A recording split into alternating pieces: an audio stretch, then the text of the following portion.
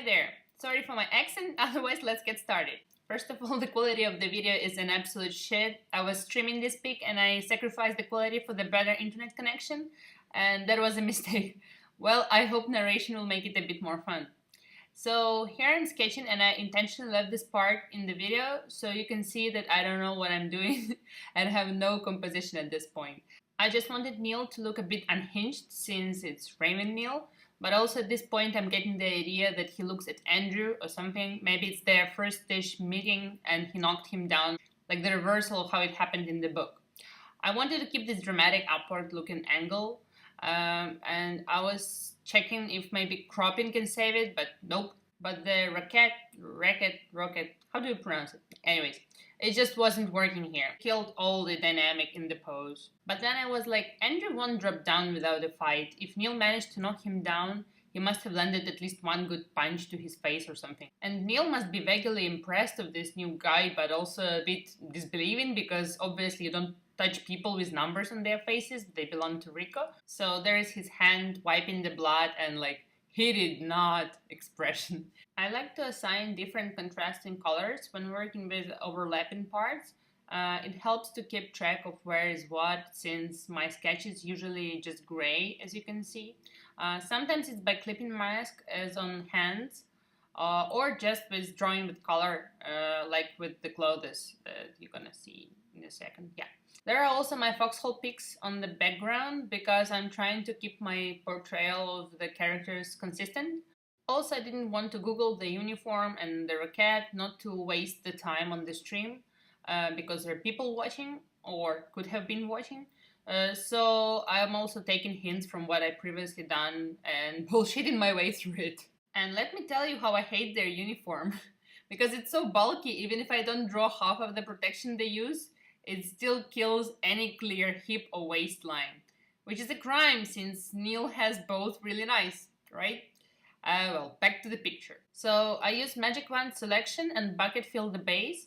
I try to keep very few layers usually, but at this point I'm sure I'm going to play around with the base color of the uniform, so it's better to leave on the separate layers. And I'm quite happy with the red part, so I don't want to disturb them, so also separate. Same goes for skin and hair. On the skin layer I give some color to his features, to the eyes and lips.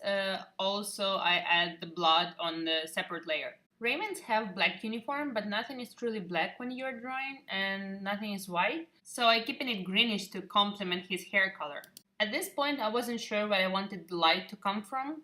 One way to go is to check a few different possibilities on separate layers. When the face is illuminated from below, it always creates this creepy vibe.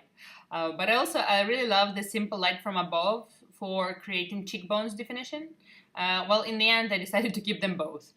I have put a blue multiply layer to make it all darker and played with the light, thinking maybe sun illuminates him from behind or something, but it was clearly not working. Also didn't mesh with the Raven aesthetic, with the dungeons and stuff. So I went for drastic measures here. I created a black and white adjustment layer to see in real time what light is readable on the picture and what is not. I'm drawing with the light blue on the separate layer underneath, so it's not on the black and white one. And it's good enough, so I dropped the quick shadows on the rest of the figure.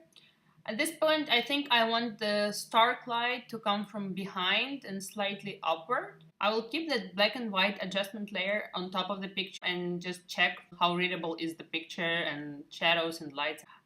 Quick but important change. I wanted my lights to be cold in the end, but my shadows were already too cold, so I made them warmer. I really wasn't feeling like doing a complicated background. One way to go is draw vague shapes and blur them later, but I wanted some perceived depth, so I draw some flags. I wanted to enhance the upward angle, but it wasn't working with just the flags. To do a proper perspective shtick, I would need to much more, so I dropped the idea later, and I just kept them for the color on the background. Fog is generally also good for depth. Also particles. I have some here, but I would add them later and they would be not too visible, so it's hard to see from here. Also, as you can see, the arm that is farther from the viewer is much lighter now, for something like an air perspective, basically. Another nice way to give some depth. So it's kind of okay looking, and now I need to start with the rendering. It's arguably the most fun part, but at this point, usually I'm tired and I want to sleep. The good idea would be to leave it for the next day, look with a fresh eye, and see all the mistakes. But that is something I'm only learning how to do because I'm too impatient. Also, I wanted to finish it during one stream. In the end, it took me something like 7 hours with a pizza break in the middle, but my energy levels are really low at this point. So yeah, I'm trying to make the skin less plastic. I added some freckles at this point somewhere. They're not really too visible, but still. This is the boring part, at least in the video. I just took a textured brush and went around defining wrinkles, trying to keep the correct shapes in my head.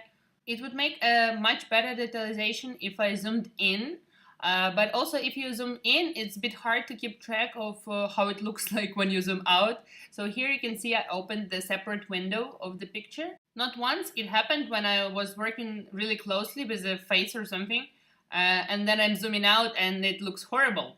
So that can happen. It's especially tricky on the eyes because they look really differently up close and from afar. So coming back to that blood layer, I wanted to look smudged, like he wiped it away with his fingers. I skipped a bit because it wasn't even visible what I was doing from here. It took me quite a while to understand that I don't have to draw every single part. I can just hint on something with the light, as you see I'm doing with the rocket there, and the eye of the viewer will just guess the correct shape. Then I will take the airbrush and add some glow on the light part. Basically, if the light is bouncing on something, it creates a bit of a halo.